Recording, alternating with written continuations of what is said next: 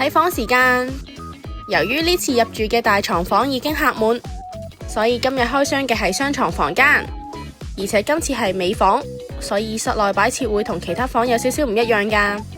官方嘅基本房間面積為32平方米，由影片可見呢個係真嘅實用面積，空間感絕對充足啊！酒店採用舊式嘅商務風格設計，全景落地玻璃窗，電視就只係普通嘅數碼電視，有 HDMI 插位，單人床面積偏大，非常舒適，床頭位置就冇任何電插位啦。浴室空間同樣充足啊，而且仲有浴缸添。不過浴缸嘅體積偏細，比較難躺平全身。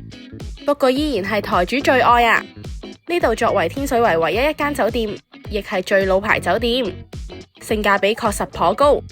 雖然位於天水圍較深入區域，但係由於相連住商場同埋輕鐵站嘅關係，呢度嘅周邊配套非常之完善。我本人依然十分推薦啊！同埋呢台主認為呢度係好適合短期度假嘅。